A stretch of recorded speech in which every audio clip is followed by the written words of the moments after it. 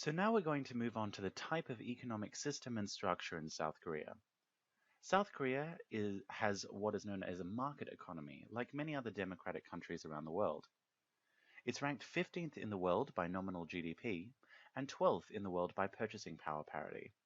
To clarify, a market economy, decisions regarding investment, production and distribution are based on supply and demand in a market economy, and prices of goods and services are determined in a free price system. South Korea has had one of the world's fastest growing economies ever since the 1960s, and still is growing at a rapid pace today. On the right-hand side, you can see a diagram illustrating the economic growth between the two Koreas, and the United States from 1920 to 2010, measured in gross domestic product per capita. As you can see, ever since the 1970s, South Korea has had a relatively exponential growth, whereas the North Korean statistics seem to slump in 2000 and really haven't grown at the rate of South Korea. Down the bottom, you can also see some real GDP growth statistics from 2005 to 2012. Generally, there's been a constant annual growth each year. However, as you can see in 2009, after the financial crisis, there was a little bit of a slump there at 0.3. However, gradually increased and increased in 2010 at quite a rapid rate at 6.3%. Onto production and income. The GDP of South Korea is as of 2013 is at 1.305 trillion US dollars. The GDP per capita was measured in 2012 and was listed as 32,400 US dollars.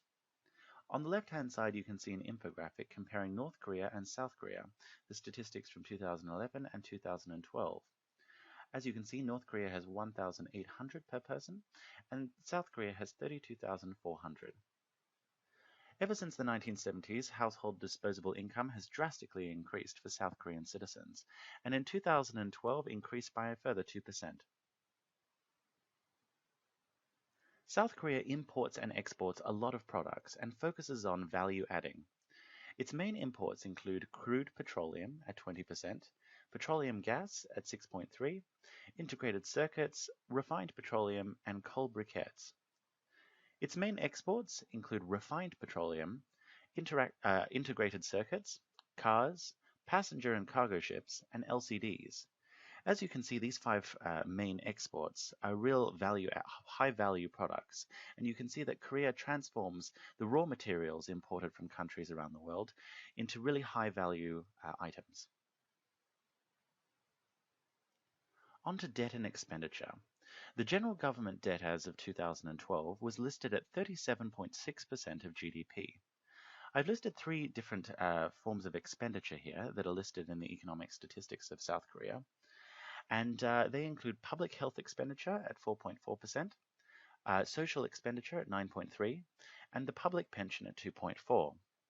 On the right-hand side in the infographic seen, you can see net official development assistance in US dollars, or official aid, as it's known, at minus 69 million for South Korea and 78.8 positive for North Korea. South Korea generally has a relatively high personal income tax and also business taxes as well. And the total tax revenue for the country is at 26.8% of GDP. Imports of goods and services is listed at 53.4% of GDP, and export of goods and services at 56.5% of GDP as of 2012. The infographic below shows in US trillions of dollars the trade volume by countries in 2012. As you can see, the US and China are leading the pack. However, out of all the developed countries, Korea is still quite high.